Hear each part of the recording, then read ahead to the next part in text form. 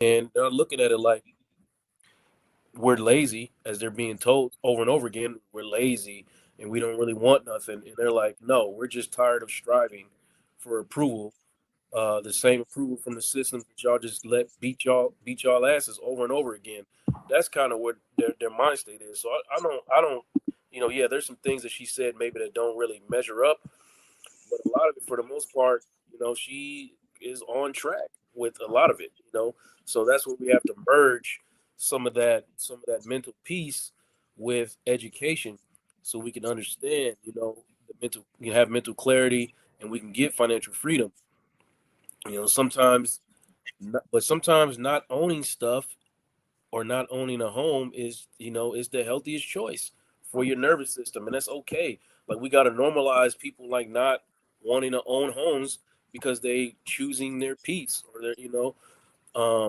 and we got to start setting those boundaries against that culture of guilt that says, oh, you have to own a home by 25, you need to be married by 28, you need to have children by 30. And some people just don't want those things for themselves. um, That's right. and That's right. that's okay. It is okay. And I will say, and a lot of people are shocked, even when I'm teaching the classes, I teach that in my class. If you're not ready, you're not ready. Why would you go into something that you are going into with a stress about? It's not going to be pleasant for you. Everything that you do is going to be so stressful. Now it's going to be on your mental, right? Or, oh my God, I got to cut the grass again. I ain't got no money. I don't know no lawnmower. Those types of things that may indicate to you that you're not quite ready yet, and that is okay. I do want to hit a couple of our comments. Black Lexicon said, lovely, magnificent Lala, how sweet you are.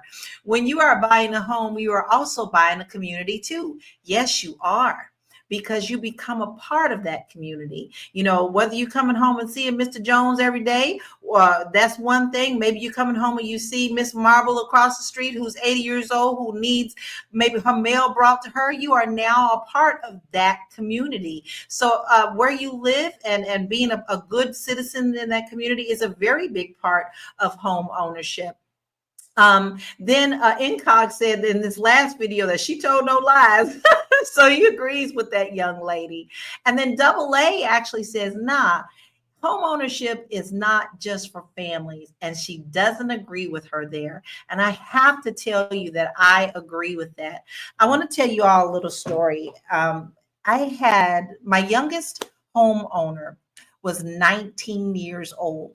He had just gotten out of school. He had saved up his whole life because he wanted to own a home because his mother was a single mother, and he was struggling, and he saw her struggling, and he wanted to buy a home so that they could have that not over their head.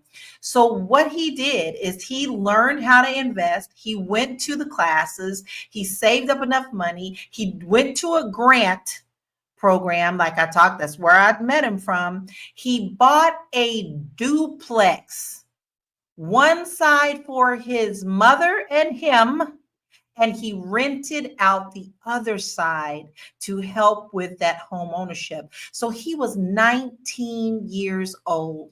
So it's all about the mindset. It's all about what you want in your life. For him, that's what he wanted.